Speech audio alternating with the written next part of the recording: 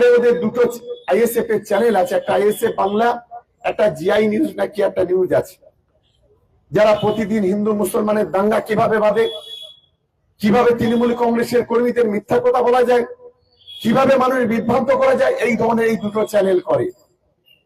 আমি জয়পুরের সভা থেকে বলেছিলাম এই দুটো চ্যানেলকে যেখানে পাবেন সেখানে কেলাবেন, এই দুটো ইউটিউবারকে। আমি আজও বলছি এখানে দাঁড়িয়ে, এই দুটো চ্যানেল যারা হিন্দু মুসলমানের দাঙ্গা বাঁধাতে চায়, চ্যানেল নয় সরি ইউটিউবার, তাদের যেখানে পাবে সেখানে কেলাবেন, বাদ বাকি দায়িত্ব হচ্ছে আমার। আমি একদম পরিষ্কার ভাবে আজ এখানে বলছি, যদি আমাদের চ্যানেলের একটা সাংবাদিকের গায়ে হাত পড়ে বা আমার গায়ে হাত পড়ে, সেই দিন আপনার কিন্তু পতনের শুরু হবে। সেই দিন থেকে আপনি আর এক পা এগোতে পারবেন না, সেই দিন থেকে আপনার পতনের শুরু হবে। আমি বলছি, আমি যদি দাঙ্গা লাগাই বা আমাদের চ্যানেল থেকে দাঙ্গাবাজ কোনো রকমের কার্যক্রম হয়, আপনি হিম্মত থাকলে আমার বিরুদ্ধে একটা এফআইআর করে দিন, একটা এফআইআর করুন। আমি ভুল করেছি, আমার বিরুদ্ধে আইনি ব্যবস্থা নিন। আপনি নির্বাচিত জনপ্রতিনিধি হয়ে মানুষকে মারার বিধান দিচ্ছেন, তার মানে এখানে প্রমাণ হয় যে আপনি ভুল, আমি ঠিক।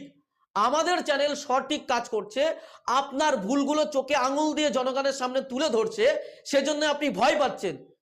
আমি আপনাকে বলছি, হাইকোর্টে আপনাকে টেনে আনবো, আইনির রশ্মি গলায় আপনাকে পড়াবোই, একদম কোনো ছাড় নেই। আপনি যেভাবে হুমকি দিচ্ছেন, আপনি জনপ্রতিনিধি নয়, আপনি যে একজন ক্রিমিনাল তা আপনার বক্তব্যে প্রকাশ পাচ্ছে একেবারে। ফলে আপনি এই ধরনের বক্তব্য নেক্সট টাইম আর রাখবেন না।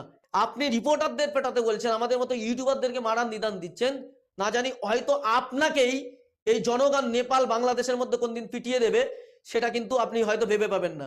আপনি যতক্ষণ না পর্যন্ত বলছেন যে আমার ভুল হয়েছে, ক্ষমা চাইবেন, আপনি যতক্ষণ পর্যন্ত না আপনার কথা উইথড্র করবেন, ততক্ষণ পর্যন্ত আপনার বিরুদ্ধে আমাদের এই আইনি লড়াই চলতে থাকবে।